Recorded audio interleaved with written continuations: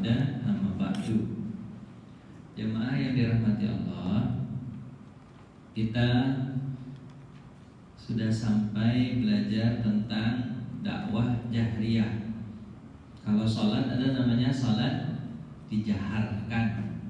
Kalau sholat jahar itu berarti sholat maghrib, isya, subuh, bacaannya dikeraskan, kan? Kalau sholatnya sir, di sholatnya sholat apa? Zuhur, asar, kan? Berarti dakwah jahriyah ini berarti dakwah yang dijelaskan atau diterangkan ke umum. Tapi setelah dakwah itu datanglah bermacam-macam tekanan. Ada tekanan ini dan itu. Terus kita mulai nih. Pertama, ikan ini sebenarnya Bu, tahunnya sudah masuk tahun keempat. Tahun berapa? Keempat kenabian. Dari tahun pertama diangkat Nabi menjadi Rasul itu, Nabi melakukan dakwah secara sir. Sir itu artinya apa?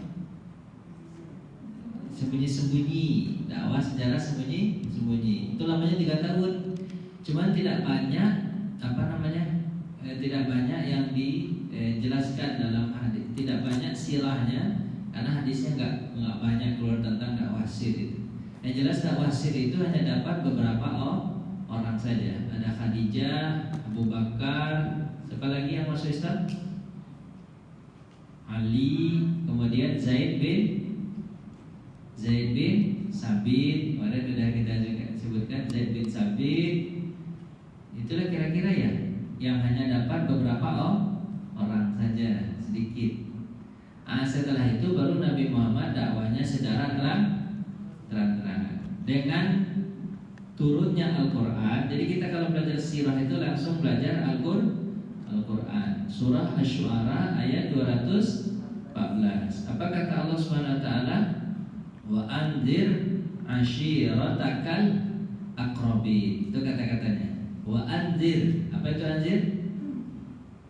Beri kabar peringatanlah ashirataka. Ashirataka itu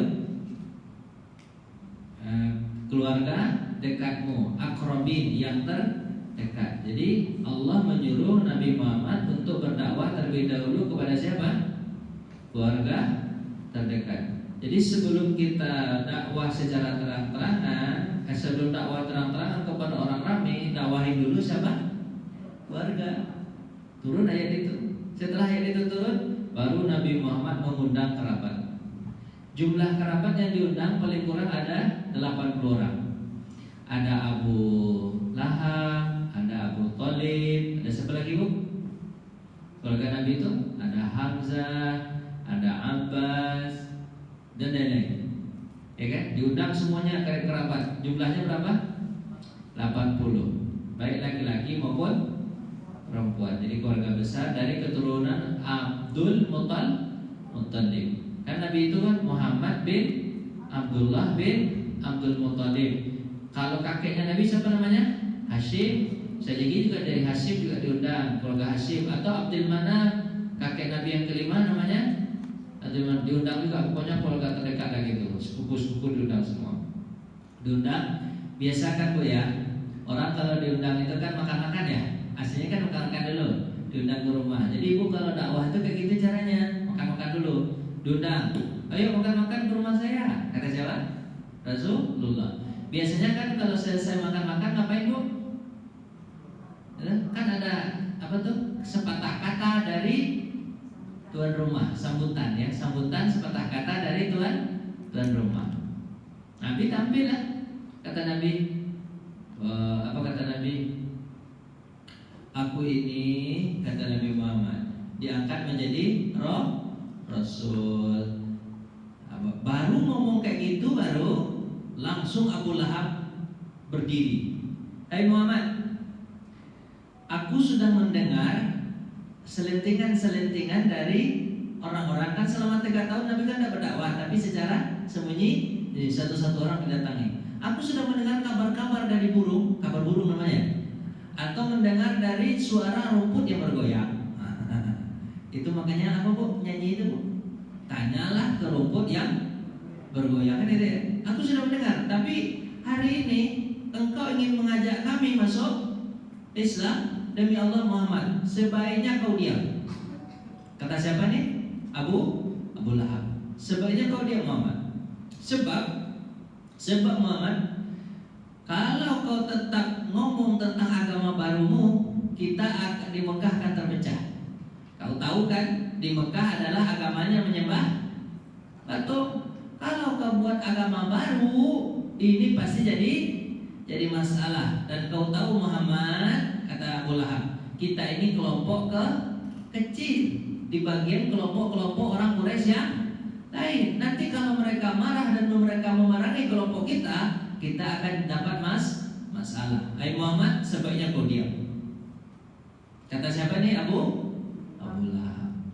Orang baru mau ngomong langsung disuruh diam. Terpaksa Nabi Muhammad diam. Acara ketika itu bubar tanpa ada hasil. Padahal makanan sudah dimakan ya. Kadang-kadang bawa juga pulang. Bawa apa bu? Bawa besek. Nah satu kali. Pertemuan kedua juga begitu. Nabi Muhammad undang lagi nih. Diundang lagi siapa?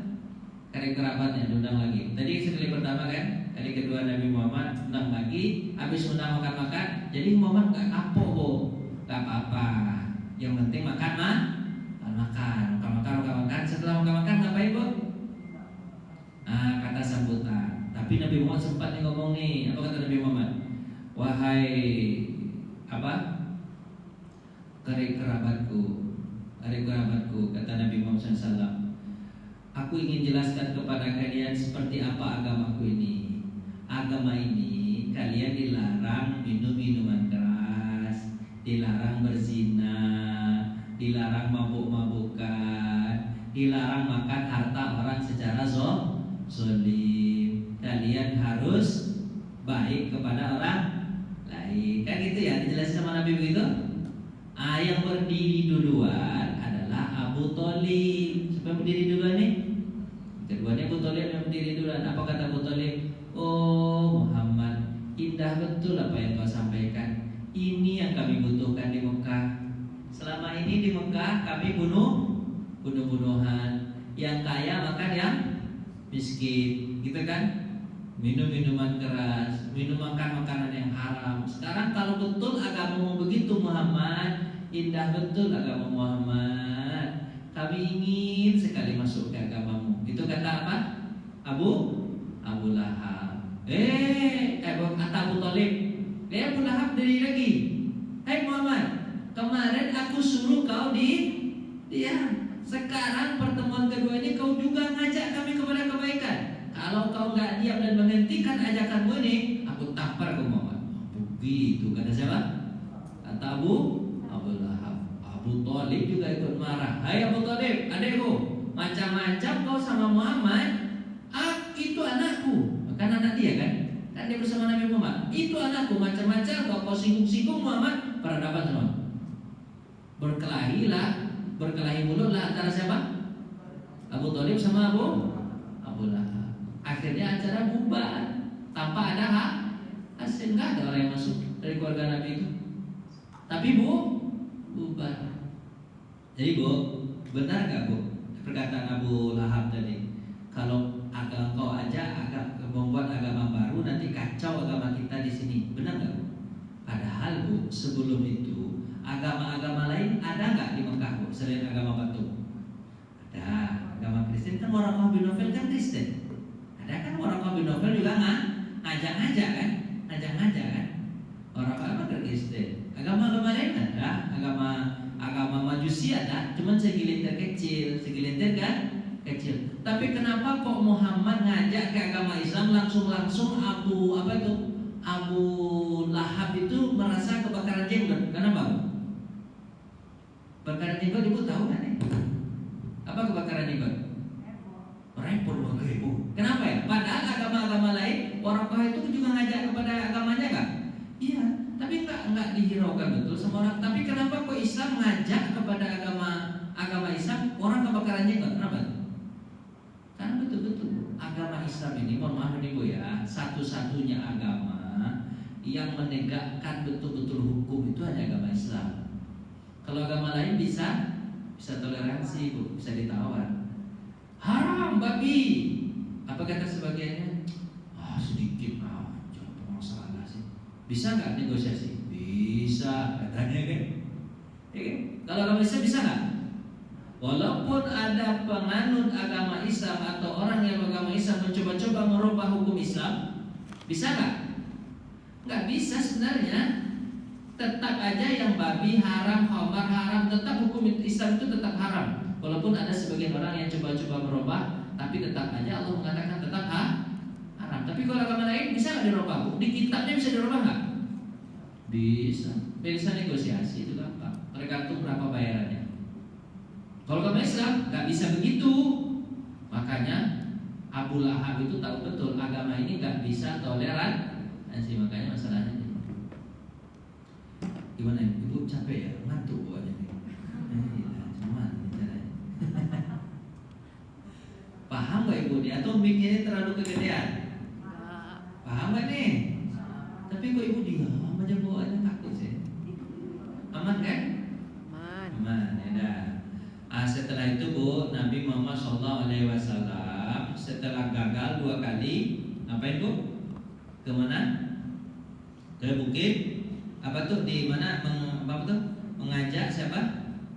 Mengajak karib kerabatnya, gagal. Akhirnya Nabi Muhammad tidak ada pilihan lain. Nabi Muhammad itu gigiran ya. Akhirnya Nabi Muhammad pergi kemana Bu? Ke bukit Sofa. Bu tahu bukit Sofa di mana? Sofa ketika kita sa'i, ini Sofa, ini Marwah. Nabi berdiri di situ. Kan Ibu terkenal ya ceritanya kan? Berdiri di situ. Tapi tentu waktunya nggak berdekatan, itu mungkin agak jauh-jauh, mungkin jarak-jarak seminggu ya. Pertemuan kerabat pertama seminggu, minggu depan juga pertemuan lagi. Habis itu minggu depan juga Nabi baru datang kemana? Ke bukit Sofa. Nabi berdiri di bukit Sofa. Nabi berkata, kan Ibu terkenal tuh perkataan Nabi Muhammad. Wahai kaum Quraisy, kata Nabi, berkumpullah. Akhirnya mereka berkumpul semua, berkumpul. Hai kaum Quraisy, kalau aku sampaikan kepada kalian bahwa ada apa? Ada musuh di belakang bukit Abu Qubais. Jadi bukit Sofa di belakang bukit Abu Qubais kan tinggi itu. Bukitnya sampai sekarang masih ada itu. Nggak bisa dihancurkan itu karena bukitnya bukit batu. Kalau dipahat kapan selesainya itu? Kalau cara menghancurkan bukit batu itu gimana caranya Bu? Dibom, dilobangi, dimasukkan bom, dilepaskan, boom. Tapi kalau dibom takutnya nanti Ka'bah yang rusak kan. Makanya bukit Abu Qubais itu, di atas bukit Abu Qubais itu, di bukit Abu Qubais itu hanya dibangun istana raja. Di atasnya istana raja tuh, di atas itu tingginya tinggi kan, ada sekitar berapa? 50 meter tuh tingginya tuh. Ibu lihat nggak itu? Nggak lihat, nggak tahu. Susah betul. Nah di bukit Sofa itu kan ada bukit Abu Qubais. Nabi mengatakan, kalian di bukit Abu Qubais di belakang sini, aku ingin sampaikan sama kalian. Tapi sebelum itu kalian yakin nggak bahwa aku ini orang jujur? Iya Muhammad, kau orang jujur, kau nggak pernah bohong. Kalau aku sampaikan kepada kalian bahwa di belakang bukit ini ada musuh yang siap-siap untuk menyerang kalian saat ini, kalian percaya nggak? Apa kata mereka? Kami percaya karena kau tidak pernah bohong, gitu kan?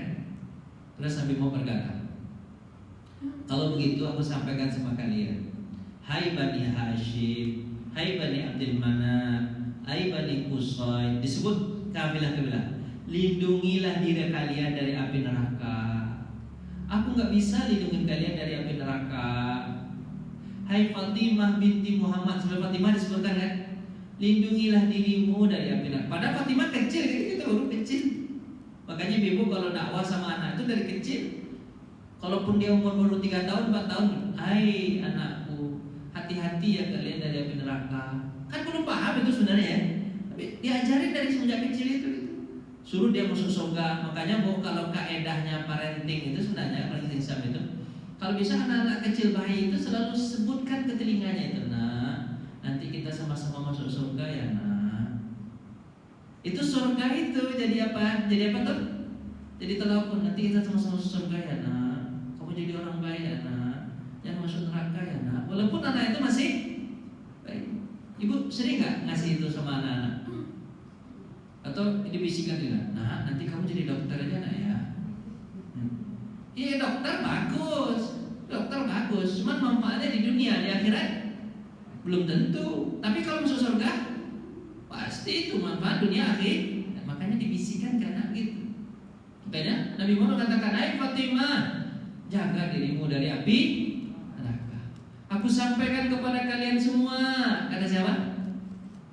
Kata Nabi Muhammad, aku ini Nabi dan Rasul, Nabi terakhir, seperti Nabi Ibrahim dan Nabi Ismail alaihi salam yang dulu pernah kalian tahu. Aku ini Nabi terakhir utusan Allah. Aku ajak kalian untuk mengesahkan Allah. Jangan minum-minum keras. Dan sebutkan sama Nabi itu kan? Abu Lahab, si Abu Lahab. Apa yang dikerjakan Abu Lahab? Diambilnya batu, dilemparnya Nabi yang berada di bukit Sofa, dilemparnya Nabi. Kan itu rendah cuma kan. Paling tingginya berapa? 5 sampai 10 meter ya, paling dia. Dilemparnya Nabi. Untung Nabi Muhammad bisa mengelak. Kalau Nabi Muhammad bisa mengelak, kan ada Nabi. Itu Nabi Muhammad. Habis apa? Apa kata Abu Lahab? Alihaza jama'atana. Apakah karena omongan kosong ini kamu kumpulkan kami Muhammad? Omong kosong ini Muhammad, omong kosong Muhammad. Begitu kata siapa? Abu Lahab. Turun ayat Al-Quran surat apa? Al-Lahab. Surat apa turun? Lahab. Tabbat yada abi lahabi wa tab, ma aghna anhu maluhu wa ma kasab, sayasla naran dzata lahab, wa mar'atuhu hammalatal hatab, fi jidha hablum min masad. Tabbat yada, celakalah tangan Abu Lahab. Kenapa celaka Bu? Ada yang melempar Nabi. Jadi Bu, kalau ada orang yang melempar orang baik atau melempar ulama Bu, tangannya nanti celaka. Baca itu nanti celaka tangannya. Ya kan? Berani-berani menghina ustaz. Apa kata Nabi? Lahmul ulama masmum. Dagingnya ulama itu beracun. Maksudnya beracun itu bukan beracun gini, bukan. Kalau dia dihina, dicaci, dimaki, difitnah, nanti yang fitnah gimana Bu? Mati gara-gara makan daging. Kan gunjingan ulama itu kan hukumnya sama dengan memakan daging manusia kan? Oh beracun mati orang. Apalagi melempar turun ya. Dapat siada. Makanya Bu, kalau ada orang yang menghina, melempar ustaz Bu, kena aja itu. Dapat siada abi lahabi wa tab, ma aghna anhu maluhu wa ma kasab. Enggak berguna hartanya dan usaha karena. Jadi walaupun dia kaya, duitnya banyak, pangkat jabatan tinggi, tapi ngina ustaz enggak berguna. Itu malah menjadi petaka nanti buat dia. Ma aghna anhu maluhu wa ma sayasla naran dzata, nanti malahan dia dibakar di api neraka. Naran dzata. Wa mra'atuhu hammal, dan istrinya ikut-ikutan pula membawa apa? Kayu bakar. Jadi Bu, suami istri yang kompak jahatnya siapa? Abu Lahab dengan istrinya itu kompak lah. Jadi kalau ada nggak seorang yang kompak suami istri dalam kejahatan? Ada. Apa contohnya? Abu Lahab. Abu Lahab itu kompak suami istri jahat kedua-duanya. Istrinya membawa kayu bakar. Jadi Singapura itu ada tafsir itu mengatakan betul-betul dibawa kayu bakar, kemudian ketika Nabi mau lewat, dibakarnya kayu, akhirnya Nabi tidak bisa lewat. Itu satu pemahaman. Pemahaman kedua, dia itu ngapain? Pokoknya ketika Nabi berdakwah baik-baik, akhirnya dia gunjingin Nabi Muhammad. Pokoknya coba Nabi Muhammad di mana itu difitnah segala macam itu ya. Wa mar'atu hammalat fi jidha hablum min masad. Di apanya Bu? Di pundaknya ada segumpalan kayu. Gitu lah ya. Keluar surat Al-Lahab itu. Jadi surat Al-Lahab itu turun kapan? Tahun keempat kenabian. Setelah itu turun pula surah apa Bu? Surah Al-Hijr. Ayat berapa? Ayat 4. Jadi setelah itu turun surah Al-Hijr. 94 itu apa kata Allah? Fasda' bima tu'mar wa a'rid 'anil musyrikin. Karena kan mereka begitu, apa kata Nabi? Menjauh apa tuh? Lakukan apa yang diperintahkan Muhammad dan jauhlah dari orang-orang musyrik. Jadi kalau mereka nggak mau ya sudah, kamu berlepas diri mau. Yang penting kau sudah menyampaikan. Ayat surah Al-Hijr ayat berapa? 9. Jadi kalau kita belajar sejarah begitu Bu, langsung tahu ayatnya. Kapan ini turun, gitu ya. Nah, jadi Nabi Muhammad juga berdakwah itu sesuai dengan perintah Allah. Allah perintahkan dakwah secara terangan, baru wa anzir asyiratakal aqrabin. Kemudian Nabi Muhammad mengerjakan, habis itu ketika mentok Allah membahagiakan hati Nabi dengan apa? Fasda' bima tu'mar wa a'rid 'anil musyrikin. Kalau mereka enggak mau ya sudah, biarin mau. Gitu. Dakwahi orang yang mau aja. Yang enggak mau ya udah tinggal. Ulamanya gitu, Bu. Dah. Akhirnya Bu, ceritanya berikutnya Bu. Quraisy mengirim utusan kepada Abu Thalib. Dikirim utusan. Hai Abu Thalib, apa isinya utusannya Bu? Isinya apa? Utusannya apa Bu? Quraisy itu datang ke ini. Ini cara pertama nih mereka menghentikan dakwah. Pertama caranya dipegang siapa yang kira-kira apa? Berpengaruh kepada Nabi. Yang berpengaruh sama Nabi siapa? Abu Thalib. Dia tanya Abu Thalib, hai Abu Thalib, kau dengarkan apa yang disampaikan Muhammad? Kacau kita nanti kalau ini datang Abu Thalib ini kali pertama, nanti datangnya berkali-kali nih Bu, berkali-kali ini datangnya. Ini kali pertama baru. Hai Abu Thalib, kau dengarkan Muhammad begitu, kacau nanti Mekah ini gara-gara Muhammad. Lebih baik kau suruh Muhammad menghentikan dakwah. Apa jawaban Abu Thalib pertama Bu? Kalian sibuk betul kalian. Dan itu kata Nabi, kata Abu Thalib, Muhammad itu kan sama dengan Waraqah bin Nawfal. Itu Waraqah bin Nawfal gimana? Dia agamanya apa? Nasrani. Tapi yang lain ya, Waraqah Nasrani yang Waraqah yang pamannya siapa Bu? Jawab lah gitu Bu. Saya sendiri aja. Paman siapa Bu? Waraqah itu Khadijah kan yang meninggal sebelum 3 hari setelah menjawab pertanyaan Nabi itu kan. Dia kan sama dengan Waraqah tuh. Udah, kalian jangan sibuk-sibuk betul, biarkan aja. Nanti dia berhenti sendiri itu Muhammad tuh. Itu kata siapa? Kata siapa? Kata itulah. Akhirnya Bu, kan gagal tuh, pertama tuh gagal. Lanjut. Setelah itu gimana? Setelah itu mereka berkumpul lagi. Mereka berkumpul. Siapa yang berkumpul Bu? Siapa yang berkumpul? Orang-orang Quraisy. Mereka buat kesepakatan bagaimana cara menghalangi dakwah Nabi Muhammad SAW. Mereka berkumpul di rumah siapa? Walid bin Mughirah. Walid bin Mughirah itu tahu siapa? Walid bin Mughirah itu ayahnya Khalid bin Walid bin Mughirah. Dengan ayahnya Khalid itu kaya Bu. Ayahnya Khalid itu orang kaya. Namanya siapa Bu? Walid bin Mughirah. Berkumpul mereka di rumah Walid bin Mughirah. Allah turunkan surah apa Bu? Surah Al-Mudaththir. Tadi surah Al-Mudaththir sudah turun enggak Bu? Sudah. Kapan turunnya Bu? Surat seminggu setelah surah Al-Alaq. Cuman ayatnya ayat 1 sampai ayat berapa? Ayat 7. Iya Bu, ya Bu. Benar iya ini ya gitu. Ya Al-Mudaththir kun fa'anzir itu kan suruh Nabi untuk dakwah secara sembunyi-sembunyi kan. Al-Mudaththir kun fa'anzir wa rabbaka fakabbir. Sementara nanti 4 tahun setelah itu baru turun surah Al-Mudaththir ayat berapa? 18 sampai 25. Bu. Jadi kalau Ibu belajar Al-Qur'an ini tuh dibuat Nabi Muhammad atau siapa yang buat nih? Allah. Kalau ya Nabi Muhammad tentu jangan capek-capek. Nabi Muhammad Mudaththir selesaikan aja lah kan gitu kan. Ini Mudaththir itu gak selesai, cuma 1 sampai 7 dulu. Habis itu 4 tahun berikutnya apa? 18 sampai 25. Terus ayat-ayat itu siapa yang ngasih tahu? Allah. Apa kata Allah? Ini ayat 15 sampai 25 di surat Mudasir, taruh di situ ya. Kata Allah, ya kan? Bukan kata Allah ya. Nah, Jibril yang ngasih tahu. Surah Mudasir sudah ke berapa kok? Jawablah sedikit kok. Bukan ada yang tahu. Surah Mudasir kok. Tahu nggak? Surah ke-74. Ayat berapa kok? Kita baca suratnya kok, ya kok. Baca kok. Enaknya belajar begitu kok. Berapa? Ayat 18 sampai 2.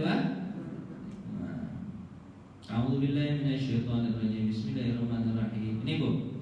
Innahu fakkara wa qaddar.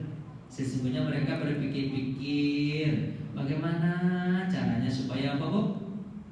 Supaya apa? Supaya apa, Bu? Menyusahkan Muhammad. Pikir-pikir. Innahu fakkara wa qaddar. Berpikir-pikir bagaimana caranya. Faqutila kaifa qaddar. Bagaimana cara mencelakai Muhammad? Bagaimana cara mencelakainya? Kutila itu di situ bukan membunuh, Bu, tapi apa? Bagaimana cara mencelakainya? Summa qutila kaifa qaddar. Ayolah, kata Walid bin Mughirah. Walid bin Mughirah itu orang kaya, Bu. Orang kaya ngumpulin teman-teman. Ya biasa, Bu. Jadi, Bu, bukan hanya Bu, ada orang kaya yang merasa bisnisnya terganggu dengan dakwah Islam ini, akhirnya mereka menggalang apa, Bu? Menggalang kekuatan untuk menghancurkan dakwah. Ada nggak, Bu, kira-kira sekarang begitu? Ada, ya kayak gitu-gitu aja, zaman begitu-begitu aja, Bu, putar-putar begitu aja. Nah, itu diantaranya siapa? Walid bin, ya orang kayanya, ya kan? Summa nazar. Apa tadi summa nazar? Kemudian mereka memikir-mikirkan lagi, ya apa lah cara menghalangi. Pusing juga orang itu mikirin untuk menghalangi dakwah. Habis itu summa abasa wa basar. Bagaimana kalau kita cemburutin aja Muhammad? Maksudnya cemburut gimana, Bu? Pokoknya Muhammad dan sahabat-sahabat yang sudah beriman itu kalau dia lewat, mau gitu aja kita ke dia. Itu cara orang menghalangi dakwah nggak, Bu? Salah satu nggak? Diapain itu namanya, Bu? Diapain? Dicuekin atau dia dicemburutin? Kalau bahasa dicemburutin tuh diapain? Pokoknya digituin lah. Pokoknya kalau ada ustaz yang ceramah dia, pokoknya itu salah satu cara untuk mengapain? Merusak diri ustaz itu. Pokoknya gitulah caranya itu untuk menyusahkan. Terus summa adabara wastakbar. Setelah bermuka masam nggak bisa juga diapain lagi? Kalau dia ngomong kita pulang aja. Nanti kalau ada di antara ibu-ibu pulang, itu salah satu merusak dakwah itu. Tersinggung ibu-ibu? Enggak kan? Tersinggung? Enggak. Kalau ibu ada perlu pulang aja, apa misalnya. Tapi kan salah satu bentuknya kan gitu, Bu, ya. Orang ceramah habis itu pulang, habis sampai jebrut lagi. Gimana muka jelek? Nanti coba kasih tahu muka jelek. Faqala inna hadza illa sihrun yuksar. Jadi ini ada pendapat mereka. Oh, bagaimana kata mereka? Kalau begitu kata mereka, di setelah bermuka masam berpaling dari Nabi Muhammad, habis apa? Bagaimana kalau kita katakan bahwa apa yang disampaikan Muhammad itu sihir? Kalau ada orang-orang yang bertanya nanti Muhammad itu adalah tukang sihir. Terus apa dikatakan? Apa kata Walid bin Mughirah ketika itu? Jangan katakan Muhammad tukang sihir, kan kita tahu orang menyihir itu komat kamen. Sementara Muhammad tidak komat tukang sihir. Ibu tahu nggak dukun? Gimana cara dukun, Bu? Tolonglah, Bu, ngomong, Bu. Bu, gimana cara dukun, Bu? Nggak pernah ke dukun. Nggak pernah, Bu. Gimana caranya kan nggak jelas omongan kan? Ini kalau Muhammad itu ngomongannya aja jelas. Iqra bismi rabbikal ladzi khalaq, khalaqal insana. Jelas ngomong. Bu, Ustadz itu ngomongnya jelas gak, Bu? Kalau nggak jelas kayak saya ini ya, Ibu belum connect sama saya, tetap aja saya ayo paham gak, bukan gitu kan? Ustadz kayak gitu ngomong. Tapi kalau dukun ngomong gimana? Paham atau gak paham, yang penting dia ngomong sendiri. Akhirnya kita yang nembak-nembak. Ibu pernah ke dukun gak? Tolong, mau yang pengalaman ada gak? Nggak ada yang pengalaman. Tolong yang pengalaman kasih tahu sama saya. Saya pernah juga datang ke dukun tuh, tapi bukan untuk minta-minta. Saya diajak sama orang untuk nemuin dukun itu macam nggak jelas omongan dia itu apa. Di TV juga banyak begitu kan, tukang-tukang segala macam itu apa yang ngomong nggak paham gitu. Ayo lah, Bu, iya kan? Iya nggak?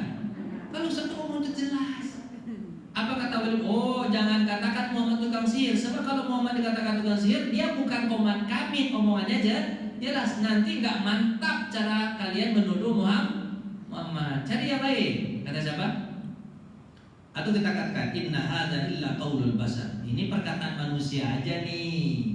Al-Quran itu disebut perkataan manusia. Dibantah lagi oleh Walid. Ternyata Walid ini orang pintar juga. Apa kata Walid? Oh, jangan bilang ini perkataan manusia. Omongan Nabi Muhammad itu Al-Quran, mantap. Nggak ada yang bisa mengalahkan omongan Muhammad. Al-Quran itu nggak bisa dikalahkan.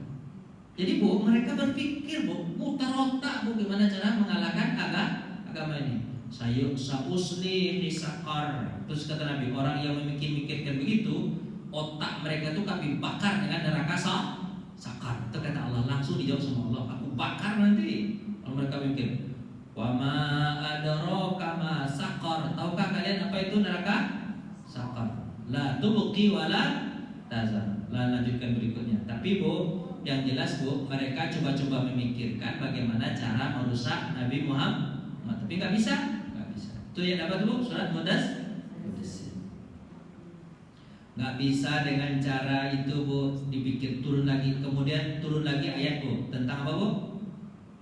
Tentang mereka berkumpul lagi, kemudian mereka berpikir-pikir bagaimana caranya supaya apa bu? Supaya Muhammad itu berhenti. Di mana bu? Diejek-ejek.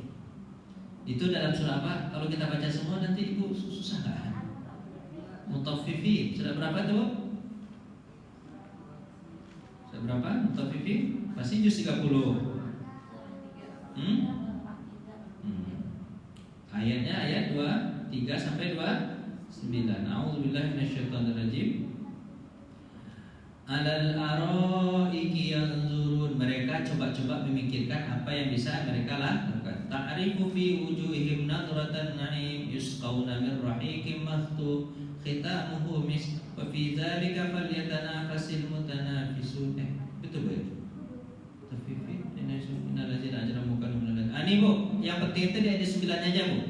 Innal ladzina ajramu kanu minal ladzina amanu yadhakun. Ini salah tulis ini bu. Ini bukan 29 23 ini bu. Ini dari 29 sampai 34 bu. Maaf nih. Sampai 32 maaf 32 ini terbalik ini bu. Maaf 32. Jadi ayat itu bu, innal ladzina ajramu. Sesungguhnya orang-orang kafir itu kanu minal ladzina amanu yadhakun. Kalau orang lewat, orang beriman lewat, mereka tertawakan. Orang beriman katanya ingin masuk surga. Itu orang masuk surga. Bu paham gak bu caranya bu? Ibu kalau ngaji-ngaji ini dibilang orang apa bu? Kalau orang yang jahat itu bilang apa? Ibu-ibu penghuni surga itu datang lewat ya. Dikira begitu bu. Paham gak bu tuh? Paham gak nih? Ada yang mengatakan begini bu.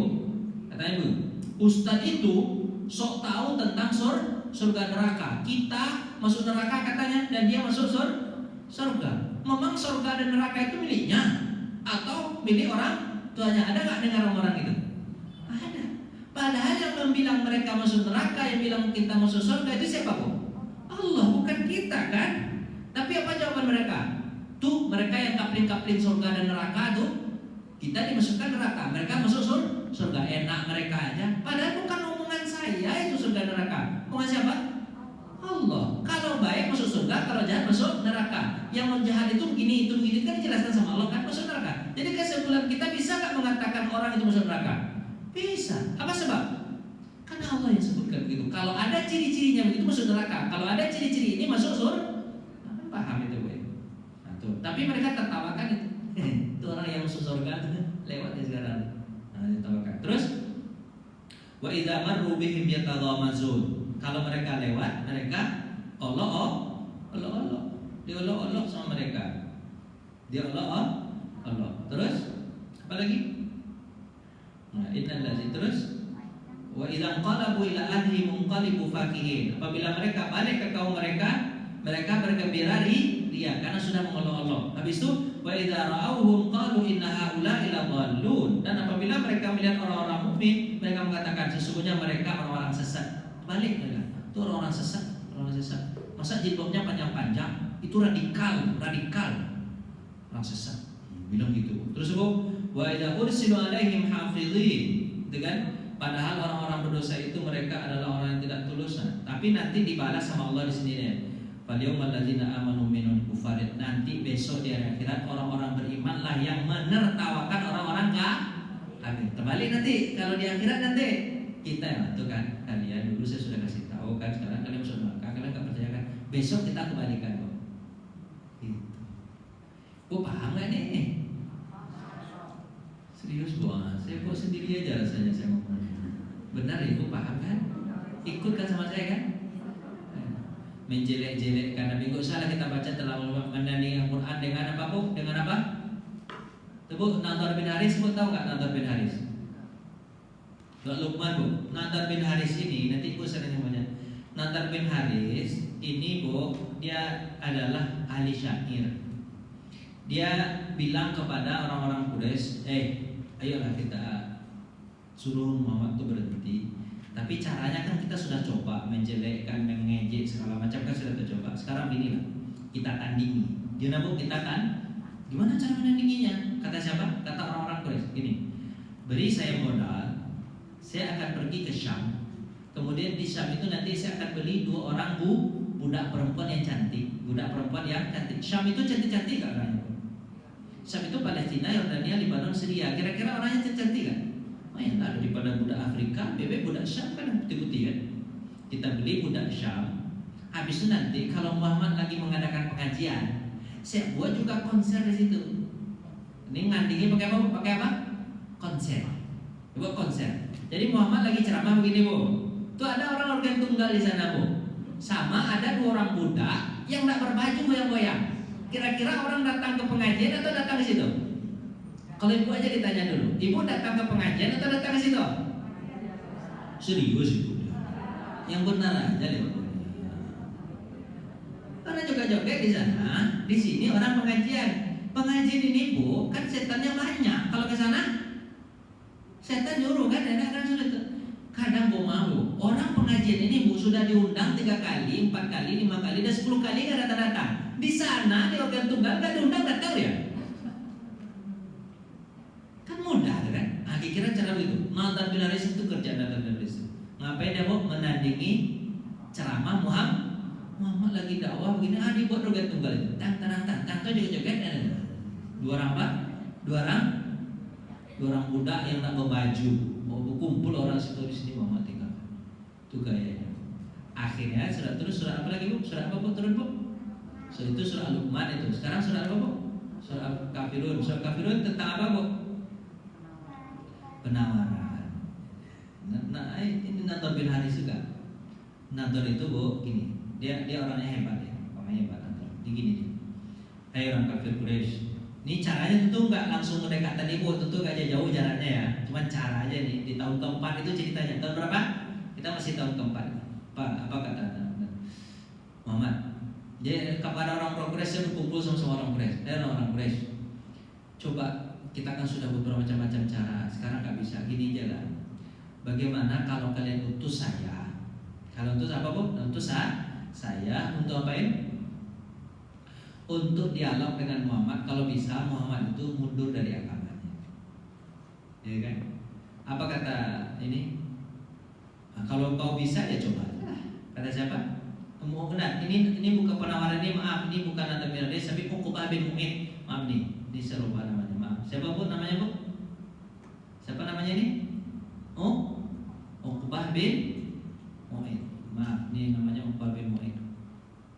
Uqbah ini bu, dia ahli apa namanya? Kalau ngomong itu bu, tahu? Apa bu?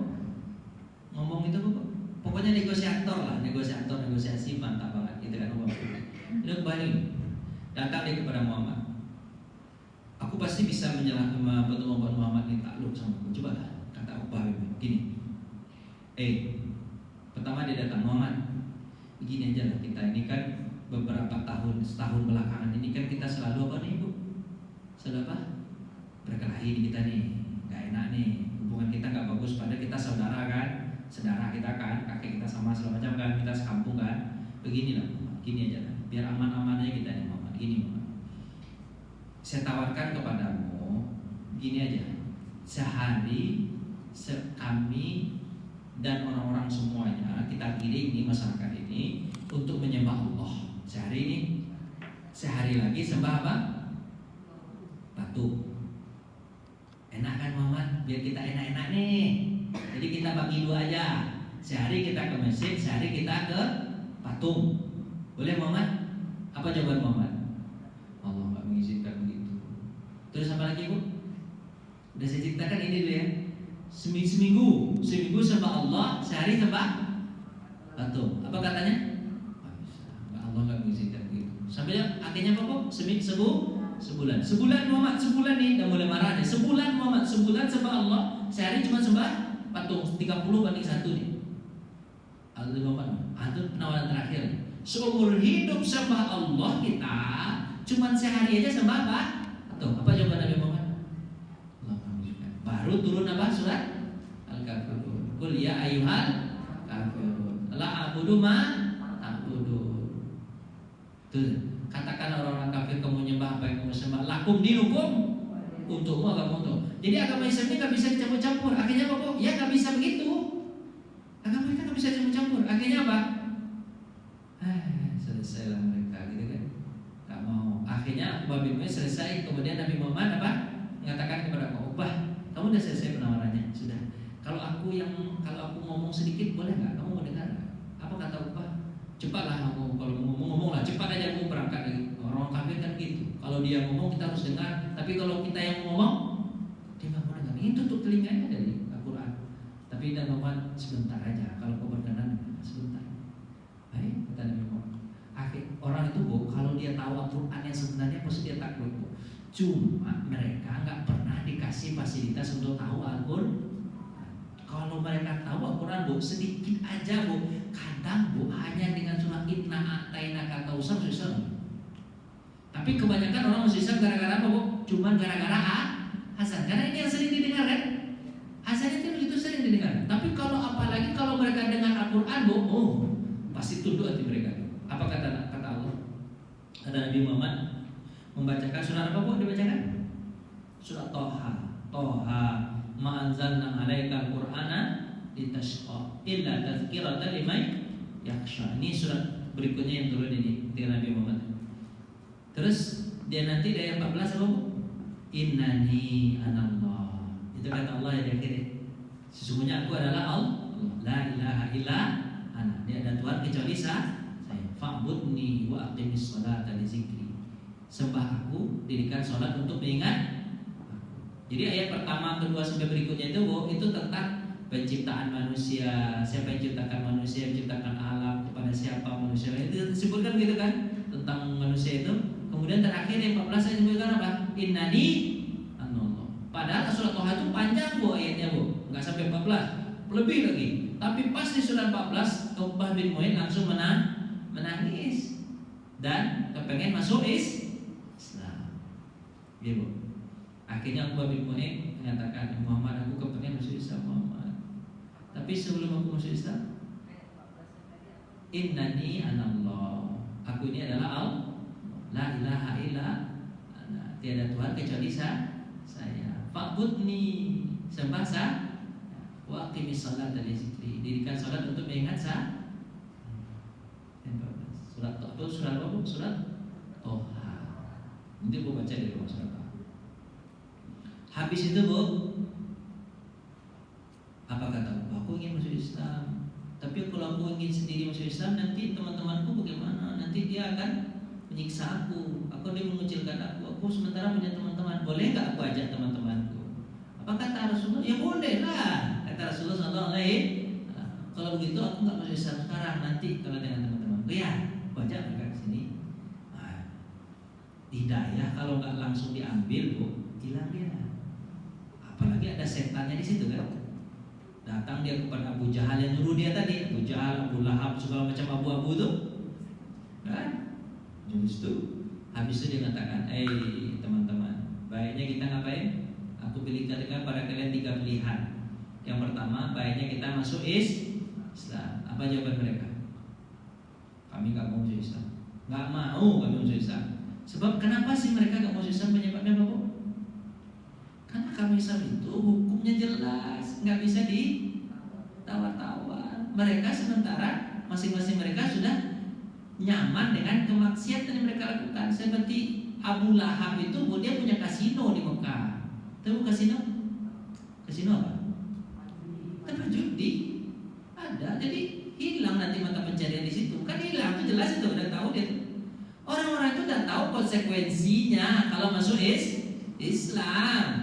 Pasti nggak bisa minum minuman keras lagi, pasti nggak bisa berzina lagi, pasti nggak bisa menzalimi orang lagi, kan gitu. Islam ini kan semua orang sama, Bu, betul nggak, Bu? Ada orang hitam, kelam, legam, hitam segala macam, Bu. Kalau dia ucapin syahadat, Bu, posisinya sama dengan saya. Kita ini sama posisinya. Inna akramakum indallahi atqakum. Kalau di agama lain sama nggak, Bu? Enggak. Kalau Bu tahu Spanyol kan, Spanyol itu Bu bagaimana 3 pilihan dari orang Spanyol itu. Ketika Islam masuk Spanyol, habis itu Kristen menyerang Spanyol, kan 3 pilihannya. Kalau nggak musuh Kristen, mati satu. Yang kedua, keluar dari Spanyol. Atau yang ketiga, jadi budak. 3 pilihan. Kalau enggak apa?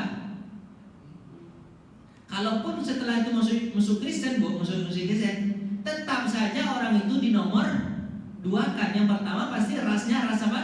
Ras Eropa. Ras kedua pasti ras yang baru masuk agama. Tapi kalau di agama Islam, hari itu, saat itu, orang yang masuk Islam malah lebih mulia daripada saya. Sebab dosanya sudah diampuni. Begitu dalam Islam. Tapi mereka nggak mau gitu, Bu. Apa sebab? Mereka mau selalu di atas. Karena mereka para pemimpin kan. Kamu Islam. Itu yang pertama. Yang kedua apa? Mari biarkan Muhammad berdakwah di Mekah. Jangan dihalangi. Nanti kita tahu agama mana yang dipilih orang. Agama Muhammad atau agama berhala. Tapi kita biarkan. Fair aja. Fair. Itu kata siapa? Uqbah bin. Apa kata mereka? Oh, nggak bisa begitu. Pasti agama Muhammad dipilihnya. Abang kita pasti akan tersingkir. Nggak mau juga. Atau yang ketiga pilihannya. Apa pilihan ketiga? Biarkan Muhammad keluar dari Mekah.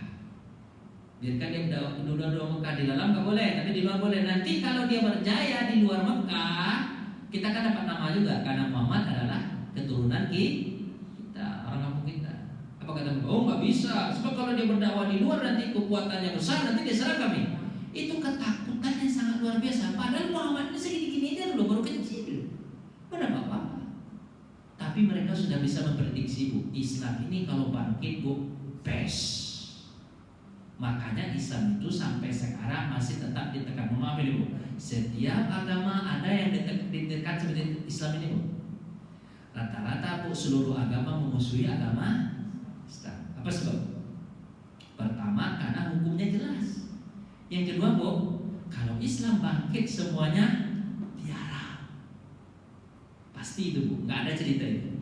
Makanya Islam ini dibiarkan apa, Bu? Selalu diapain? Tekan terus, dipecah-pecah, ditekan terus. Semua kalau dia bangkit, itu semua orang tahu, Bu. Sampai sekarang orang tahu nggak, Bu? Seluruh orang tahu nggak, Bu? Baik yang beragama pun yang tidak beragama, tahu nggak? Tahu, Bu. Siapa yang nggak tahu agama ini? Kalau dia bangkit, selesai semua, pasti tiara. Liberalisme, kapitalisme, marxisme, pasti tiarap semua itu. Islam kalau sudah di atas itu, semuanya akan mendapatkan keadilan tanpa ada diskriminasi lagi. Pasti keadilan bisa ditegakkan dan mereka itu takut. Apa sebab? Karena mereka sudah nyaman dengan mengambil harta haram. Gue paham gak nih cerita saya? Berat ya, ceramah ini berat ya. Islam itu sendiri nggak mau bersatu, pecah-pecah. Iya, karena, Bu, Islam gak bisa bersatu itu bukan karena Islamnya, tapi karena orangnya. Orangnya itu yang memahami.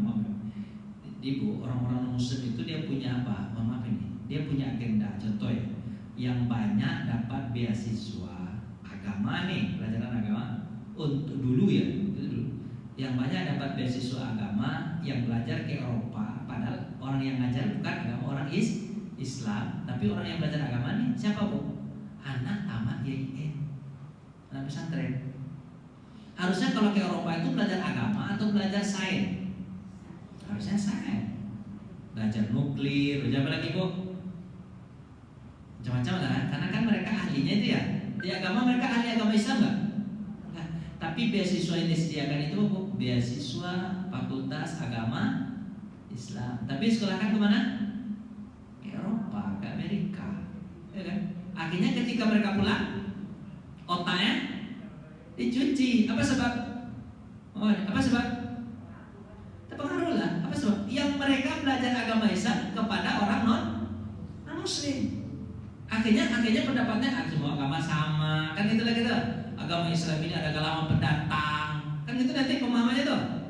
Rusak otaknya. Inilah yang memecah belah. Kalau belajar agama harusnya kepada sumbernya. Di mana sumbernya Bu kira Bu? Ya Timur Tengah lah. Ya kan? Orang Timur Tengah itu kan yang pertama belajar agama Islam, betul nggak? Betul. Dan kalaupun tidak ke Timur Tengah atau ke tempat-tempat yang kira-kira orang paham betul bahasa Arab, misalnya di Mesir, itu bukan Timur Tengah tuh. Mesir, Maroko, Aljazair, gitu kan? Sudan itu kan bukan Arab aslinya itu, ya kan? Tapi Yordania, Arab itu kan cuma di daerah Arab itu, Arab Saudi, Yaman, Oman, Uni Emirat, Qatar, kan itu. Tapi setelah itu kan ada yang berbahasa Arab karena Al-Quran itu pakai bahasa Arab, tidak bisa dipahami dengan bahasa lain, gitu kan?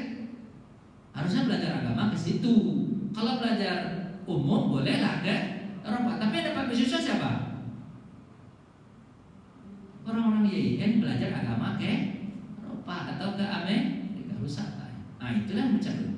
Oh maaf ini Bu yang tamat-tamat di situ, saya bukan ini, tetap saya hormat. Cuma ya begitulah kira-kira. Kita banyak melihat orang-orang yang tamat dari situ selesai agama Islam. Dikatakan cendekiawan atau segala macam, apa itu? Rusak. Apalagi Bu, ya namanya juga apa ya, orang-orang itu kan dari luar ada, kemudian dari dalam juga ada, gitu kan? Dalam juga ada pemecah belah itu. Lanjut Bu ya. Berbagai macam tekanan. Akhirnya Bu, ini cerita berikutnya Bu ya. Kita berikut di tahun keempat itu, sebenarnya di awal-awal itu Abu Lahab sudah menikahkan anaknya dengan siapa Bu? Dengan anak Nabi Muhammad. Jadi Abu Lahab itu punya 2 orang anak Bu. Siapa nama anak Nabi Muhammad? Tunggu dulu. Anak Nabi Muhammad siapa namanya Bu?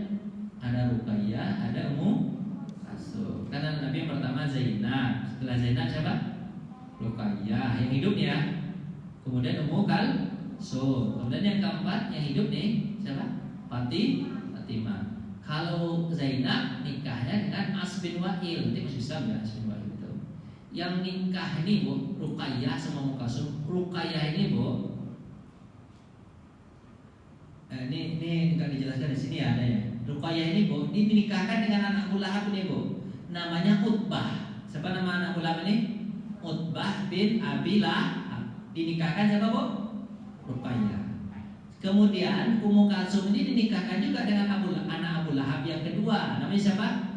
Maksudnya yang berikutnya Utaibah. Ruqayyah nikah dengan Utbah, kemudian Ummu Kalsum nikah dengan siapa? Utaibah, adik kakak. Jadi boleh nggak Bu nikah dengan adik kakak itu? Adik boleh, nggak bisa boleh, nggak ada masalah tuh. Kakaknya nikah dengan kakaknya, adiknya nikah dengan boleh Bu? 2 kali apa? 2 kali besar, boleh Bu?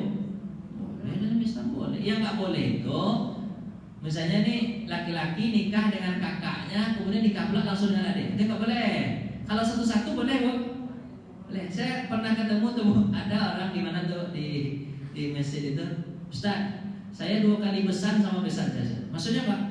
Kakaknya nikah sama kakaknya, adiknya nikah sama adiknya ini anak itu. Saya bilang sama itu, adik, kamu nggak cari orang lain? Enggak Pak, ini yang paling cantik dulu saya. Ada lah. Ini biasa 2 kali boleh, ada orang lain. Ya kan? Akhirnya Bu, tapi Bu ketika awal-awal Islam itu, apa kata Abu Lahab pada siapa Bu? Kepada anaknya Utbah dan Utaibah. Hai kedua anakku, hai Utbah, ceraikan Ruqayyah. Hai Utaibah, ceraikan Ummu Kalsum. Gimana rasa-rasanya Bu? Rasa-rasanya anak langsung janda 2 orang, gimana rasanya Bu? Bu pernah merasakan nggak? Anak perempuan langsung janda 2 orang. Itu pukulan telak itu Bu. Kalau ibu nggak kuat itu Bu. Wah. Jadi Nabi Muhammad Bu yang Bu tahu hanya gitu-gitu aja kan. Tapi sisaan batin juga ada itu Nabi Muhammad. Dengan cara apa? Anak langsung jadi janda. Dua orang. Tapi dalam dia mengatakan dia belum sempat masuk kamar. Bu paham masuk kamar bu? Paham kan? Dia belum ngapa-ngapain lagi. Dah dia bercerai langsung. Tapi kan langsung janda. Dua orang. Walaupun nanti setelah itu Ruqayyah dinikahi oleh siapa bu?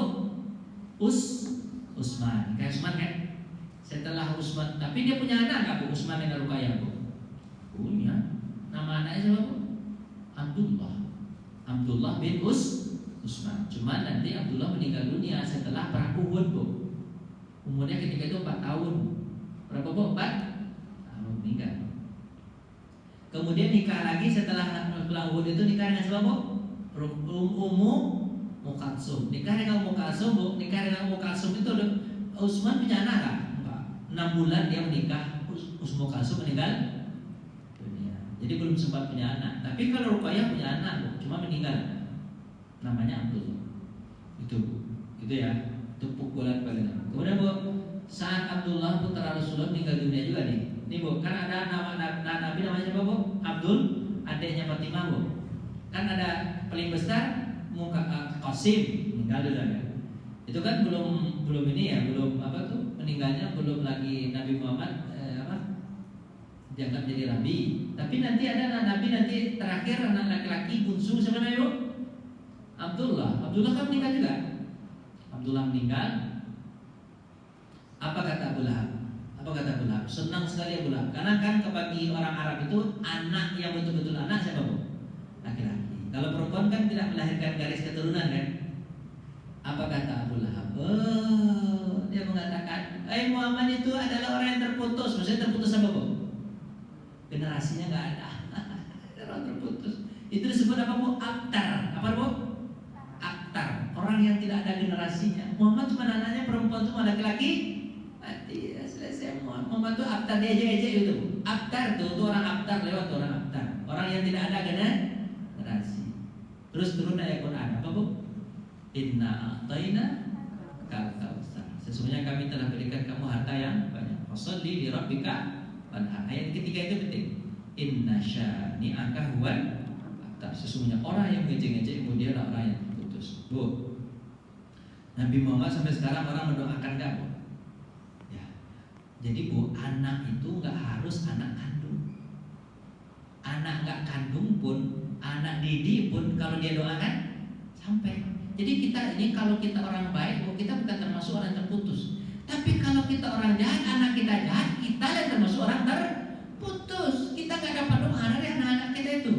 Jadi walaupun anaknya 10 laki-laki, tapi ke-10-nya jahat, dia adalah orang abtar. Apa itu abtar bro? Terputus karena nggak dapat doa. Makanya ibu takutkan begitu. Walaupun ibu yang melahirkan anak itu, tapi anak itu tidak bermanfaat sedikit pun untuk ibu. Padahal kita butuh ke anak itu. Butuh. Kapan? Ketika kita meninggal dunia, dia mendoakan kita segala macam-macamnya. Itu bukan orang abtar itu namanya. Dan anak itu di konsep ini bu, tidak harus anak kandung. Yang penting kita dapat doanya nih. Kita didik dia bebek, kita dapat doanya. Itulah kira-kira. Bu capek ya, tanyalah bu, kalau bu capek tanyalah. Saya sibuk sendiri aja gitu aja. Enak nggak ceramah hari ini bu? Itu gimana rasanya? 2 kali nikahnya. Iya langsung kaya. Apa kata Nabi? Sebaik-baik menantu adalah kalau kalian ingin mencari menantu maka pilihlah seperti Utsman bin Affan. Utsman itu dari sisi ganteng, dari sisi kaya, akhlaknya sangat luar biasa. Dia pemalu, penyantun, pemalu. Pokoknya bu, apa tuh menantu yang ideal itu kata Nabi siapa? Utsman. Ali ganteng juga, cuman miskin. Nih pokoknya Utsman itu punya semuanya lah. Punya semuanya Utsman itu. Kaya iya, ganteng iya, apa lagi bu?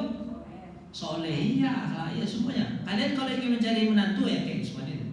Apa kata Nabi? Kalau aku punya anak yang ketiga setelah meninggal upaya aku nikahkan dengan Utsman.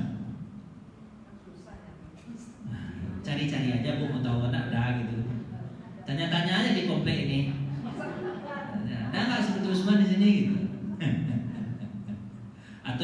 sayembara. Bu taruh apa tuh perinan, bu tempel-tempel di pohon-pohon mencari menantu seperti Usman. Nanti datang deh. Jadi 2 kali. Usman itu luar biasa, menantu luar biasa. Ada lagi? Tanyalah. Tapi menikahnya nanti di Ruqayyah kapan? Setelah perang Uhud meninggalnya. Dia meninggal itu sebenarnya setelah perang Badar mengatakan. Perang Badar juga meninggal. Siapa meninggal, Bu? Ruqayyah karena sakit. Makanya Utsman bin Affan itu tak ikut perang Badar gara-gara apa? Jagain istri. Dia mau ikut, apa kata Nabi? Jagain istri. Ternyata menjaga istri itu pahalanya lebih besar daripada perang. Jadi kalau suami ibu dia kepengen kerja, saya sakit apa? Perang aja dibatalkan gara-gara saya karena perempuan mau berhentilah kerja bang.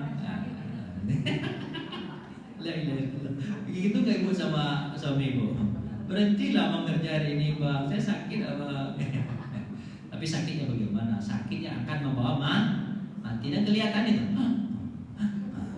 Tapi kalau dia sakit pura-pura sakit aja, itu tinggalin aja gitu.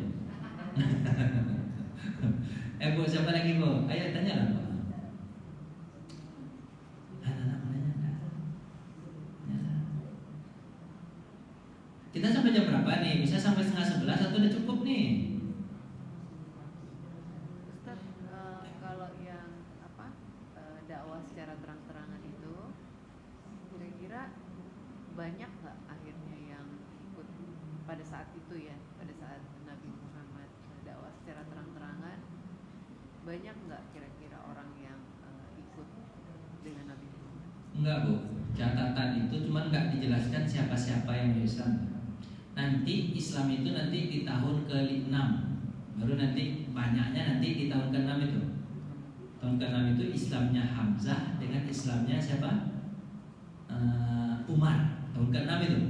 Di tahun ke-6 itu baru orang tuh merasa agak apa tuh? Agak aman tuh kalau masuk Islam. Berarti sudah tahun berapa? Tahun ke-4 nggak ada Bu. Bisa dikatakan kalaupun ada itu sembunyi banget. Sembunyi banget. Kalaupun ada masuk Islam tapi siksaannya berat dan mati. Siapa Bu? Ammar bin Yasir dengan istrinya siapa? Sumayyah. Itu mati nanti. Ya kan? Jadi kalau Islam di sebelum Umar Bu, Islam sebelum apa? Umar dan Hamzah meninggal dunia mereka kalau Islam. Apa sebab disiksa? Jadi nggak banyak. Nanti banyaknya itu Bu setelah siapa? Umar, Islam dan Hamzah. Banyaknya itu pun, ini Bu, banyaknya itu pun itu nggak lebih dari 80. Nggak lebih dari berapa? 80. Nanti Bu ada nanti banyaknya itu paling pada masa Jahiliyah itu ada yang berangkat ke Habasyah besok ya belajarnya 24 orang. Habis itu berapa? 70 orang. Segitulah kira Islam pada masa di Mekah itu. Sedikit aja kabarnya. Ya, Bu. Kalau kita melihat cara Rasulullah berdakwah masa lalu, dia kan berdakwah menyampaikan itu betul ajaran Islam itu dia di antara macam-macam agama, kafir. Kenapa kalau sekarang tidak boleh? Ya. Nah, pada masa Nabi juga dakwahnya kan dengan macam-macam agama kan nggak boleh juga. Berarti kita sekarang dakwah dengan macam-macam agama pasti juga dapat tantangan juga, sama aja Bu.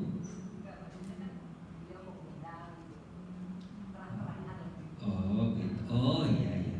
Kan ada undang-undang kita tidak boleh mendakwahkan agama kepada orang yang sudah beragama. Kenapa? Itu kan undang-undang kita Bu ya. Itu kan istilahnya kan mengajak secara paksa. Tapi kalau mengajak secara ini kan Nabi Muhammad kan nggak paksa Bu. Nabi Muhammad hanya menyampaikan agamanya, nggak ngajak. Kan ketika itu mengumpulkan karib kerabat kan cuma nggak ngajak Bu. Cuma nyampe aku ini Rasul, aku ini Rasul. Kalau agamaku ini menjelaskan tidak boleh ini, tidak boleh itu. Jadi menjelaskan agama bukan ngajak. Jelasin. Makanya Ibu, kalau dalam kondisi ini yang amannya kalau Ibu ingin dakwah sama orang non muslim itu seperti Zakir Naik itu, dia nggak ngajak, cuman apa bu? Dialog. Agama saya begini, yang bagusnya sih jelasin agama kita aja. Kalau jelasin agama mereka kan banyak salahnya. Tentu mereka tersinggung nanti. Terus naik di situ mungkin agak berlebih sedikit, menjelaskan agama mereka. Kalau bisa sih kita jelaskan agama kita aja di depan mereka itu. Ya kalau berarti kalau mereka datang berarti mereka mau dengar, berarti kan kalau mereka nggak datang kan nggak dengar berarti. Jadi kita nggak ngajak, cuma menjelaskan agama. Nabi begitu. Cuma nggak ngajak Nabi Muhammad, cuma menjelaskan agama.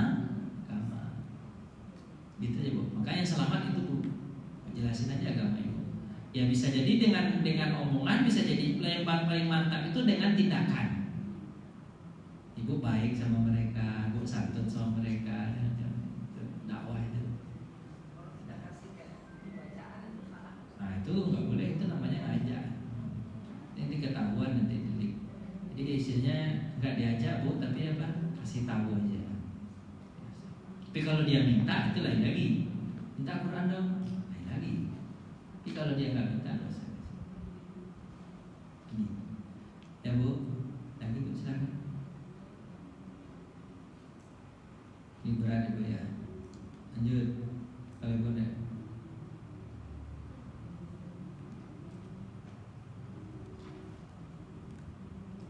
Abu Lahab kerjanya ngapain bu? Ini pada masa tahun keempat itu bu, berat Nabi Muhammad ini. Tahun keempat itu Abu Lahab ngapain bu?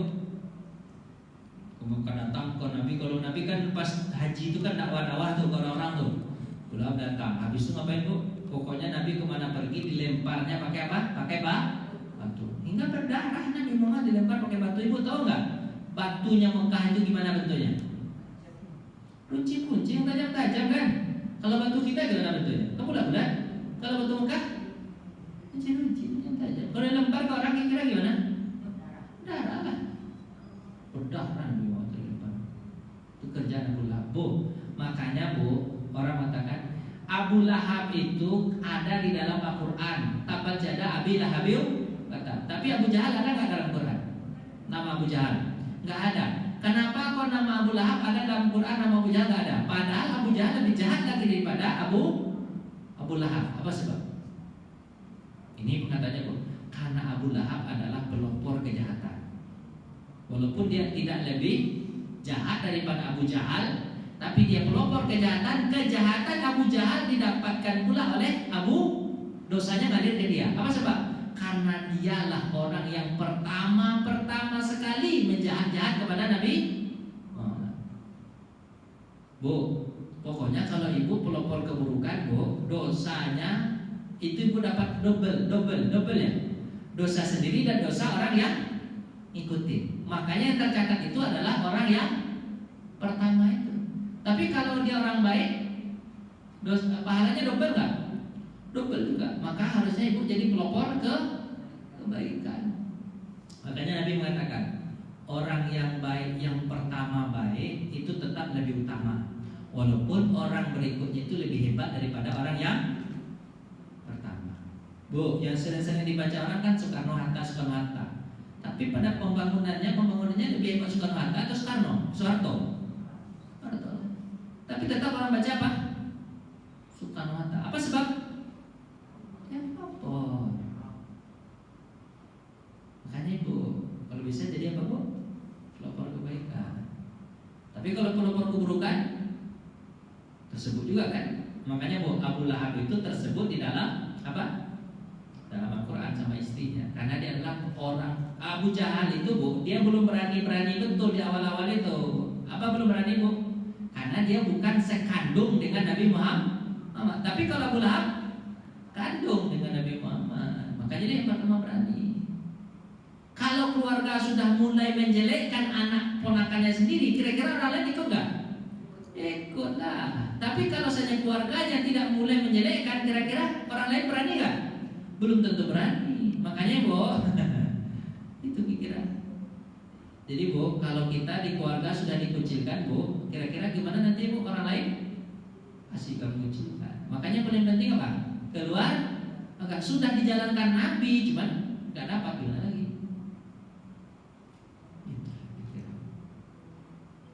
Gimana ibu? Lanjut atau gimana nih? Saya takut terus nanti ibu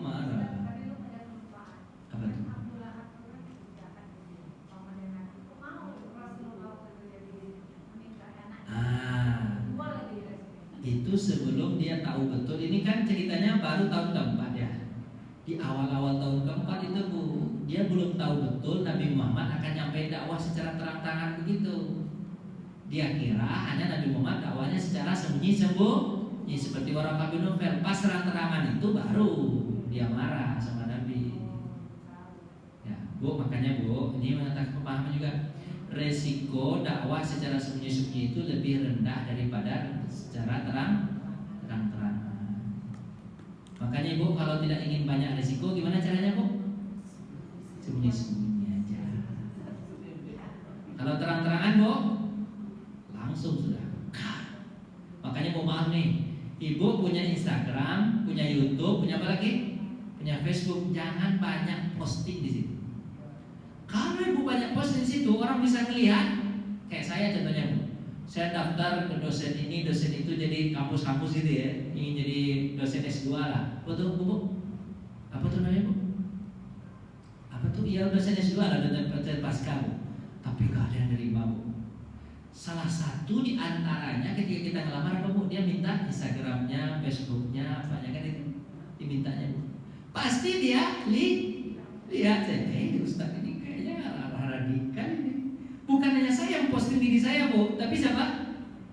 Ibu-ibu juga ikut kan posting saya kan pas ketikanya. Ketahuan kan jati diri saya di situ. Padahal yang mau saya kampus rata-rata siapa Bu? Orang-orang begitu aja. Gak pernah bisa masuk saya Bu. Makanya Ibu, resikonya dakwah secara terang-terangan, apalagi pakai Facebook segalanya, apa resikonya Bu? Lebih bersangkutan. Apanya? Ininya sama resikonya. Tapi kalau diam-diam Bu, kalau masa dulu kan nggak ada Facebook, nggak ada Instagram, kira aman-aman nggak Bu? Agak. Tapi itu orang yang berseberangan. Tapi kalau orang yang lurus Bu, kayak saya ke Australia Bu, itu diceritakan, Ustaz, Instagram Ustaz, Facebook Ustaz ada nggak? Ada. Lihat dulu di situ, YouTube Ustaz, lihat dulu.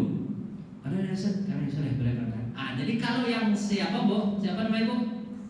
Searah seperti ini, jalan tuh. Tapi kalau masuk itu dekat tuh, tag, gitu kan? Dah.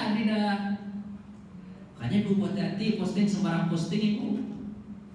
Sembarang posting biasa Ibu bahaya nih. Ibu kalau ingin aman jangan terlalu ke kanan-kanan, jangan terlalu ke kiri-kiri. Tengah-tengah. Ke kiri misalnya Ibu pernah pakai baju apa? Baju PKI itu Bu, apa tuh? Bu foto di mana? Di Instagram. Bahaya Ibu tuh. Itu ke kiri-kirian atau ke kanan-kananan. Bahaya Ibu, nanti Ibu penggemar siapa Zakir Naik atau segala macam. Selesai Ibu. Tenang-tenang aja. Kalau ingin aman. Gimana Bu? Udah belum? Ya Allah Ibu nih, paham gak Ibu cerita saya ini ya? Enak atau gak enaknya ya? Abu Lahab juga ngerjain apa kerjaan Abu Lahab nih Bu? Setiap pagi Nabi Muhammad itu diapain Bu? Kotoran onta terus segala macam ditaruh di depan pintu Nabi Muhammad. Kerjaan dia enggak kayaknya sakit kepala kita dan Abu Lahab. Kerjaan dia banyak banget kerjaan dia tuh. Taruh apa kata Nabi Muhammad? Cuman bilang begini. Kalau Ibu kalau ditaruh kotoran onta ke rumah Ibu apain? Ambil lagi kotoran lempar ke rumah dia kan? Kalau Ibu enggak dibersihkan ya. Habis itu Nabi Muhammad ngomong, beginikah sebagai seorang tetangga? Beginikah tetangga memperlakukan tetangganya? Rumahnya dekat.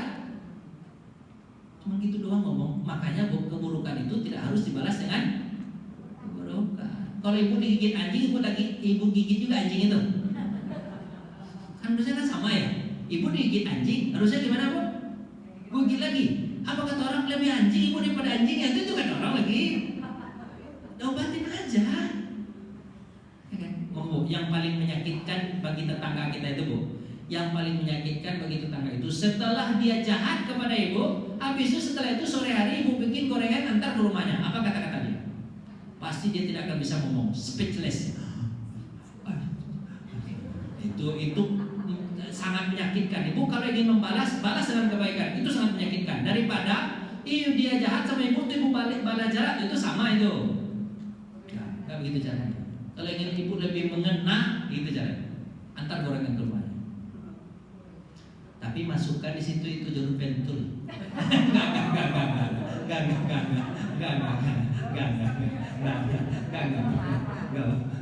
Itu canda aja, canda. Jangan dilakukan begitu, mati orang nanti. Lanjut. Jika Rasul dilempari kotoran, beliau berdiri di ambang pintu sambil membersihkan. Saya berkata, wahai Bani Abdul Manaf, tetangga macam apa kayak ini? Cuma ngomong kayak gitu doang. Ibu bukan dilampar kan? Bukhari meriwayatkan. Nabi ketika sholat di Ka'bah, Abu Jahal rekan-rekannya duduk. Antara mereka berkata, siapa di antara kalian yang berani mengambil kotoran onta di setiap bulan dari kemudian letakkan di punggung Nabi? Bayangkan bu, onta kotorannya baru dikeluarkan, kira-kira panas-panas hangat nggak itu bu? Itu hangat itu. Gimana caranya? Lemparkan ke punggung siapa? Muhammad. Itu dilakukan oleh Uqbah bin Mu'in yang tadi itu bu, yang kalah negosiasi dengan Muhammad.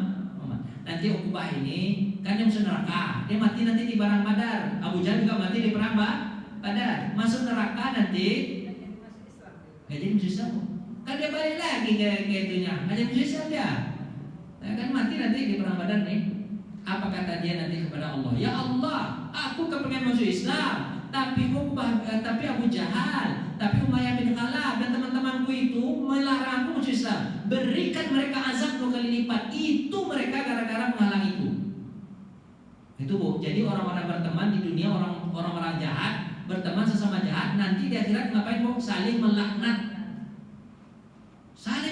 mereka agar mereka bisa diberikan pahala. Padahal nggak bisa diberikan pahala oleh Allah kan? Tetap aja mereka saling melaknat. Banyak kasihan bu.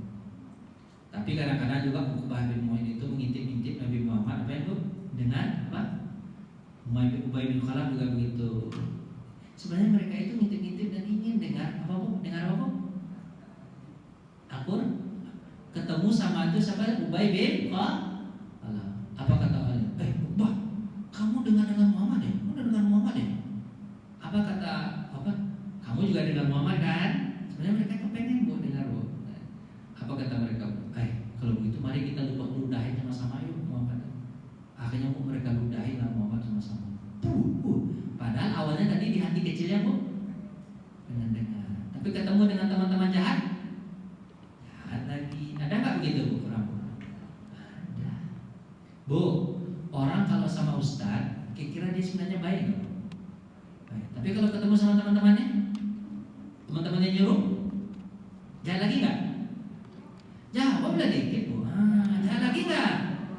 Jahat. Kalau ketemu sama ustadz bu, maaf nih bu, saya pernah ketemu orang yang berseragam itu bu, ketemu satu. Tapi pas ketika bertemu dengan teman-temannya bu, nggak kenal ya sama kita. Apa sebab? Dia mempertahankan. Sebenarnya mereka dengan ustaz ini bu care, di hati kecilnya care. Gimana saya menjelaskan sama ibu ya? Takut saya lebih-lebih lagi nanti saya masuk penjara pula. Ubay bin Khalaf, dia mukanya tulang, tapi Nabi Muhammad kan duduk di situ, bukannya kayak pasir itu ya. Nabi Muhammad itu ada angin bu, ada angin. Itu kan lah apa tuh datang apa angin? Nah, itu kena Nabi Muhammad bu, itu kerjaan dia itu. Apa itu namanya? Itu apa tuh namanya? Negara apa itu? Pokoknya menjahat betul sebenarnya. Itu Nabi Muhammad, kenapa pasti dilempar? Gak aku lempar, aku cuma main-main. Karena kena. Itu gara dia banyak. Saat Nabi sedang sholat, Abu Jahal hendak menginjak apa bu? Menginjak ke kepala. Menginjak kepala Nabi tidak mati pun Nabi Muhammad. Itu kata dia. Ada juga mengatakan ketika itu bu, dia ambil apa? Batu ingin dihantamkan kepala Nabi, mati. Itu sakit hatinya. Tapi pas ketika dia akan menghantamkan batu bu, dia mundur ke belakang cepat-cepat. Terus dia berteriak, tolong, Abu Jahal itu. Apa kata orang? Apa Abu Jahal itu? Apa yang mau sholat? Kalian tidak melihat apa yang aku lihat. Aku melihat ada seekor onta. Dia itu ingin menerjangku. Apa kata orang? Onta apa? Kami nggak melihat onta. Ada itu apa bu? Mukjizat Nabi puasa. Bu, orang beriman begitu. Dia tetap sholat aja. Kadang-kadang kena, kadang-kadang nggak kena. Kan tadi ada yang kena, Bu ya. Orang beriman begitu, Bu. Kadang-kadang kena, kadang-kadang nggak kena. Kalau kira-kira kenanya akan lebih berat, Bu, ditolong sih sama Allah. Tapi kalau kenanya dikit-dikit, dibiarin sama Allah. Untuk membuat dia sabar. Orang beriman, Bu, Ibu, kalau Ibu nanti kena sedikit-sedikit sama apa, Bu? Sama ujian, itu berarti Ibu beriman tuh. Kalau agak besar, rata-rata ditolong sama Allah. Tapi Ibu sarannya apa? Imannya harus kuat. Kan kalau di batu diimpikan kepala Nabi, kira gimana, Bu? Mana yang pecah, batu atau kepala Nabi? Kepala Nabi lah. Nah, kepala Nabi bukan kepala batu, Bu ya. Pasti pecah, tapi ditolong sama Allah. Padahal ada unta di situ. Udah 10:30 Ibu pulang aja lagi. Banyak Ibu, kalau kita cerita ini sedih kita bawaannya. Gangguan siksaan yang tidak begitu berarti. Pokoknya banyak lah, Bu, macam tekanan. Utsman bin Affan juga kena itu. Bu, cerita Utsman nih, sedikit aja, Bu, cepat-cepat. Utsman, Bu. Utsman itu, Bu, digulung sama pamannya pakai apa, Bu? Pakai tikar. Habis itu diapain, Bu? Dibakar di bawahnya. Jadi apa tuh, Bu? Jadi sate. Digulung pakai apa, Bu? Tikar, diikat, habis itu dibakar di bawah. Utsman aja kena. Luar biasa. Ibu kalau digitu kira gimana? Sate Ibu semua orang. Terus apa lagi? Mus'ab bin Umair juga gitu. Diapain, Bu? Mus'ab diusir dari rumahnya. Nanti ceritanya nggak bisa panjang. Bilal bin Rabah juga begitu. Ibu tahu Bilal bin Rabah yang Ubay bin Khalaf gimana?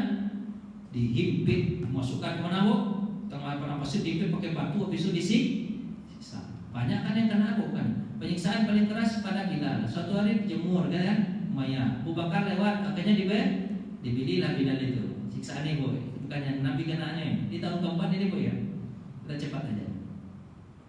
Lanjut, Bu. Ammar bin Yasir juga begitu.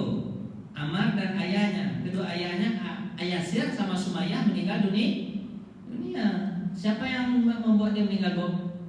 Abu Jahal. Ditusuk pakai apa? Tuh, padahal Nabi ada. Nabi nggak bisa berbuat apa-apa. Akhirnya Nabi mengatakan, sabarlah wahai keluarga ya. Yasir, sesungguhnya tempatmu di mana, Bu? Surga.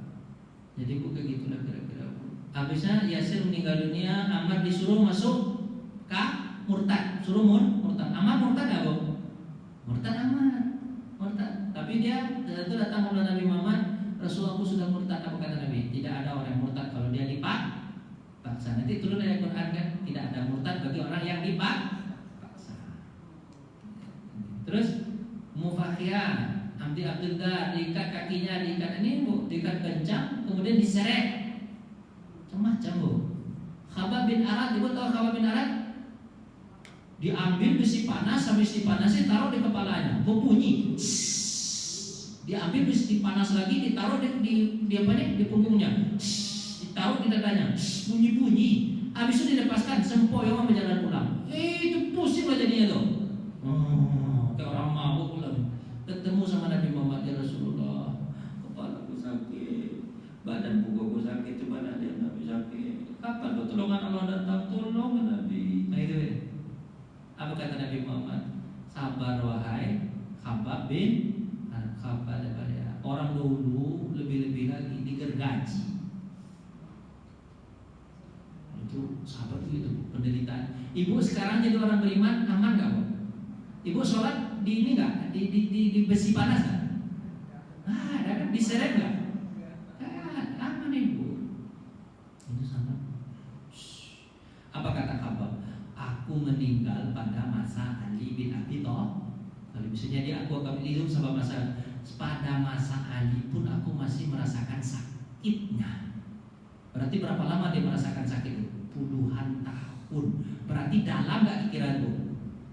Ininya tuh. Dalam nggak pikiran?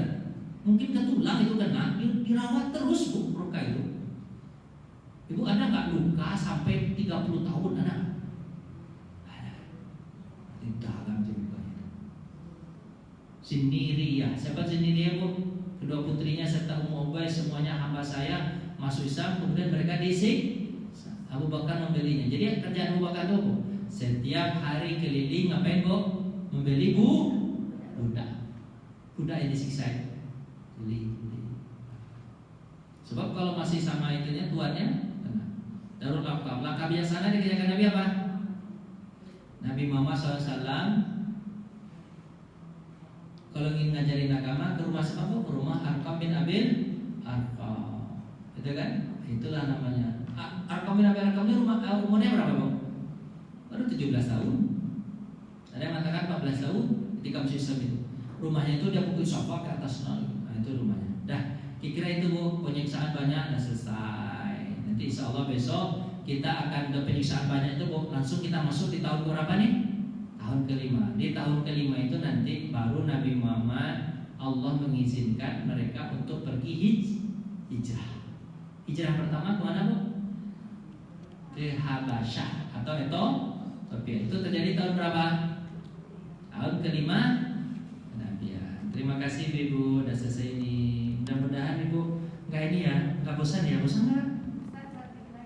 Apa dulu?